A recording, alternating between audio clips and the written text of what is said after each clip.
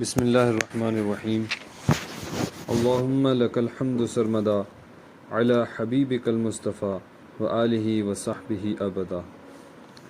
نبی محترم صلی اللہ تعالیٰ علیہ وآلہ وسلم کا ملک شام کا دوسرا سفر۔ جب آپ کی عمر شریف تقریباً 25 سال کی ہوئی تو آپ کی امانت و صداقت کا چرچا دور دور تک پہنچ چکا تھا۔ حضرت خدیجۃ الکبریٰ رضی اللہ تعالیٰ عنہ مکہ کی ایک بہت ہی مالدار عورت تھیں۔ ان کے شوہر کا انتقال ہو چکا تھا۔ ان کو ضرورت تھی کہ کوئی امانت دار آدمی مل جائے تو اس کے ساتھ اپنی تجارت کا مال و سامان ملک شام بھیجیں۔ چنانچہ ان کی نظر انتخاب میں اس کام کے لیے حضور صلی اللہ تعالیٰ علیہ وآلہ وسلم کو منتخب کیا اور کہلا بھیجا کہ آپ میرا مال تجارت لے کر ملک شام جائیں۔ جو معاوضہ میں دوسروں کو دیتی ہوں آپ کی امانت و دیانت داری کی بنا پر میں آپ کو اس کا 2 گنا دوں گی۔ حضور صلی اللہ علیہ وسلم نے ان کی درخواست منظور فرما لی اور تجارت کا مال و سامان لے کر ملک شام کو روانہ ہو گئے۔ اس سفر میں حضرت خدیجہ رضی اللہ تعالی عنہا نے اپنے ایک غلام میسرہ کو بھی آپ کے ساتھ روانہ کر دیا تھا تاکہ وہ آپ کی خدمت کرتا رہے۔ جب آپ ملک شام کے مشہور شہر بصرہ کے بازار میں پہنچے تو وہاں نستورہ راہب کی خانقاہ کے قریب میں ٹھہرے۔ نستورہ میسرہ کو بہت پہلے سے جانتا پہچانتا تھا۔ حضور صلی اللہ علیہ وسلم کی صورت دیکھتے ہی نستورہ میسرہ کے پاس آ گیا اور دریافت کیا کہ اے میسرہ، یہ کون شخص ہیں جو اس درخت کے نیچے اتر پڑے ہیں؟ میسرہ نے جواب دیا کہ یہ مکہ کے رہنے والے ہیں اور خاندان بنو ہاشم کے چشم و چراغ ہیں۔ ان کا نامی محمد اور لقب امین ہے۔ نستورہ نے کہا کہ سوائے نبی کے اس درخت کے نیچے آج تک کبھی کوئی نہیں اترا۔ سبحان اللہ۔ اس لیے مجھے یقین کامل ہے کہ نبی آخر الزماں یہی ہیں، کیونکہ آخری نبی کی تمام نشانیاں جو میں نے تورات و انجیل میں پڑھی ہیں وہ سب میں ان میں دیکھ رہا ہوں۔ کاش میں اس وقت تک زندہ رہتا کہ جب یہ اپنی نبوت کا اعلان کریں گے تو میں ان کی بھرپور مدد کرتا اور پوری جانثاری کے ساتھ ان کی خدمت گزاری میں اپنی تمام عمر گزار دیتا۔ اے میسرہ، میں تم کو نصیحت اور وصیت کرتا ہوں کہ خبردار ایک لمحہ کے لیے بھی تم ان سے جدا نہ رہنا اور انتہائی خلوص و عقیدت کے ساتھ ان کی خدمت کرتے رہنا، کیونکہ اللہ تعالیٰ نے ان کو خاتم النبیین ہونے کا شرف عطا فرمایا ہے۔ حضور اقدس صلی اللہ علیہ وسلم بصرہ کے بازار میں بہت جلد تجارت کا مال فروخت کر کے مکہ مکرمہ واپس آ گئے۔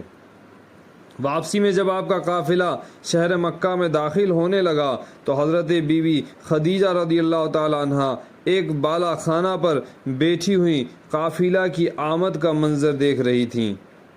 جب ان کی نظر حضور علیہ الصلاۃ والسلام پر پڑی تو انہیں ایسا نظر آیا کہ 2 فرشتے آپ کے سر پر دھوپ سے سایہ کیے ہوئے ہیں۔ حضرت خدیجہ رضی اللہ تعالی عنہ کے قلب پر اس نورانی منظر کا ایک خاص اثر ہوا اور وہ فرط عقیدت سے انتہائی والہانہ محبت کے ساتھ یہ حسین جلوہ دیکھتی رہیں۔ پھر اپنے غلام میسرہ سے انہوں نے کئی دن کے بعد اس کا ذکر کیا تو میسرہ نے بتایا کہ میں تو پورے سفر میں یہی منظر دیکھتا رہا ہوں اور اس کے علاوہ میں نے بہت سی عجیب و غریب باتوں کا مشاہدہ کیا۔ پھر میسرہ نے نستورہ راہب کی گفتگو اور اس کی عقیدت و محبت کا تذکرہ بھی کیا۔ یہ سن کر حضرت بی بی خدیجہ رضی اللہ تعالیٰ عنہ کو آپ سے بے پناہ قلبی تعلق ہوا اور بےحد عقیدت و محبت ہو گئی، اور یہاں تک کہ ان کا دل جھک گیا کہ انہیں آپ سے نکاح کی رغبت ہو گئی۔ حضرت بی بی خدیجہ رضی اللہ تعالیٰ عنہ مال و دولت کے ساتھ انتہائی شریف اور عفت مآب خاتون تھیں۔ اہل مکہ ان کی پاک دامنی اور پارسائی کی وجہ سے ان کو طاہرہ پاک دامن کہا کرتے تھے۔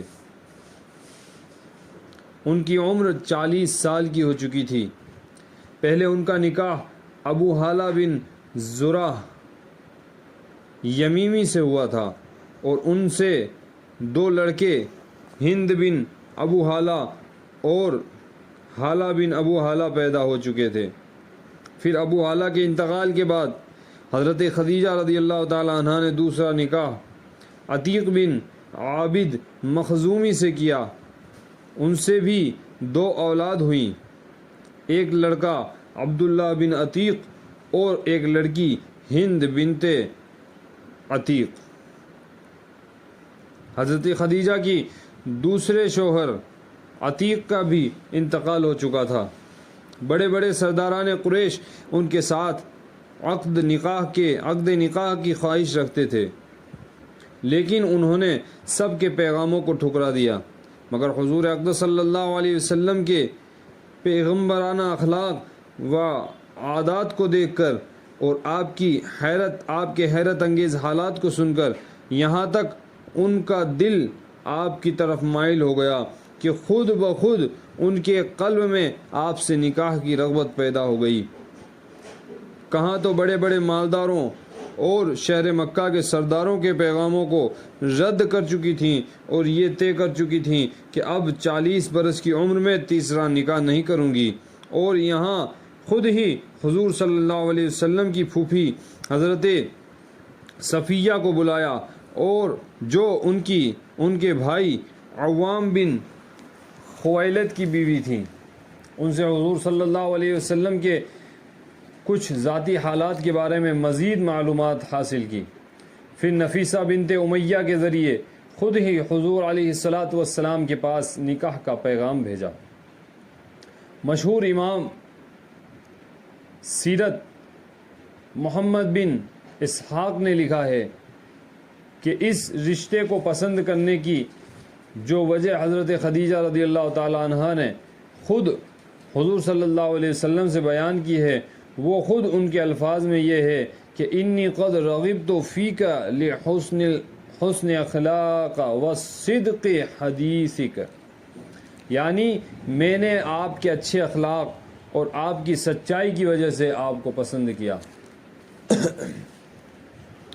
حضور صلی اللہ علیہ وسلم نے اس رشتے کو اپنے چچا ابو طالب اور خاندان کے دوسرے بڑے بوڑھوں کے سامنے پیش فرمایا۔ بھلا حضرت خدیجہ جیسی پاک دامن، شریف، عقل مند اور مالدار عورت سے شادی کرنے کو کون نہ کہتا۔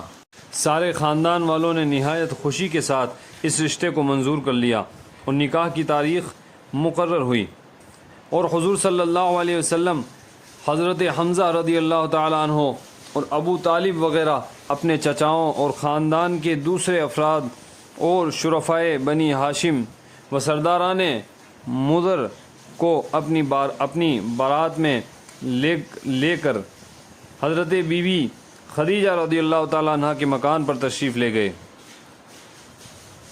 اور نکاح ہوا۔ اس نکاح کے وقت ابو طالب نے نہایت ہی فصیح و بلیغ خطبہ پڑھا۔ اس خطبے سے بہت اچھی طرح سے اس بات کا اندازہ ہو جاتا ہے کہ اعلان نبوت سے پہلے آپ کے خاندانی بڑے بوڑھے آپ کے متعلق کیسا خیال رکھتے تھے، اور آپ کے اخلاق و عادات نے ان لوگوں پر کیسا اثر ڈالا تھا۔ ابو طالب کے اصل خطبہ کا ترجمہ یہ ہے کہ تمام تعریفیں اس خدا کے لیے ہیں کہ جس نے ہم لوگوں کو حضرت ابراہیم علیہ السلام کی نسل اور حضرت اسماعیل علیہ السلام کی اولاد میں بنایا، اور ہم کو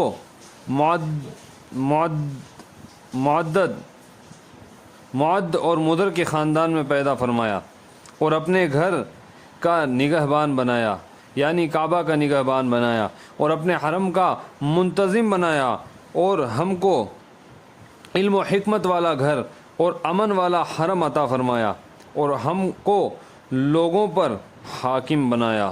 یہ میرے بھائی کا فرزند محمد بن عبداللہ ہے۔ یہ ایک ایسا جوان ہے کہ قریش کے جس شخص کا بھی اس کے ساتھ موازنہ کیا جائے یہ اس سے ہر شان میں بڑا ہوا ہی رہے گا۔ ہاں، مال اس کے پاس کم ہے، لیکن مال تو ایک ڈھلتی ہوئی چھاؤں اور عدل بدل ہونے والی چیز ہے۔ اما بعد، میرا بھتیجا محمد صلی اللہ علیہ وسلم جو وہ شخص ہے کہ جس کے ساتھ میری قرابت اور قربت و محبت کو تم لوگ اچھی طرح سے جانتے ہو، یہ وہ خدیجہ بنت خویلد سے نکاح کرتا ہے، اور میرے مال میں سے 20 اونٹ مہر مقرر کرتا ہے، اور اس کا مستقبل بہت ہی تابناک، عظیم الشان اور جلیل القدر ہے۔ جب ابو طالب اپنا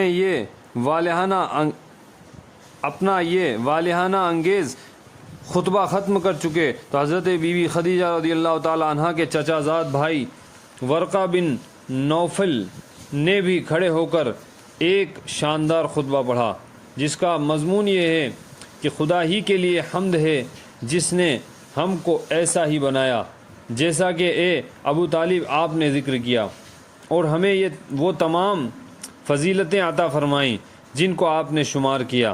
بلا شبہ ہم لوگ عرب کے پیشوا اور سردار ہیں، اور آپ لوگ بھی تمام فضائل کے اہل ہیں۔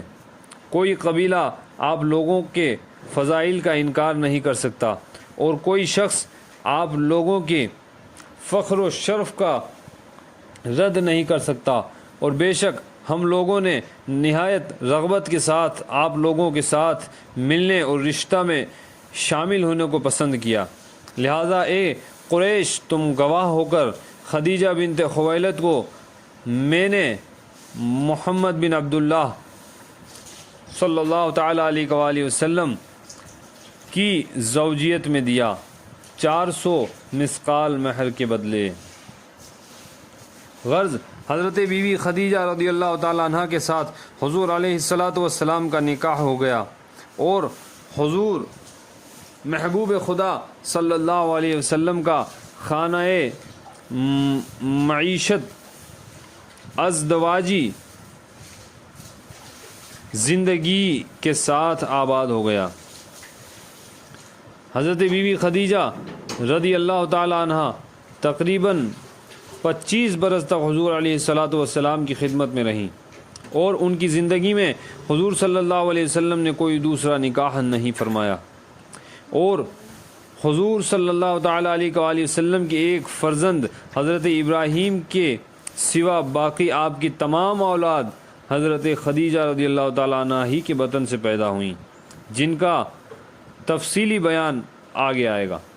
حضرت بی بی خدیجہ رضی اللہ تعالیٰ عنہ نے اپنی ساری دولت حضور علیہ السلام کے قدموں پر قربان کر دی، اور اپنی عمر حضور علیہ السلام کی غم گساری اور خدمت گزاری میں نثار کر دی۔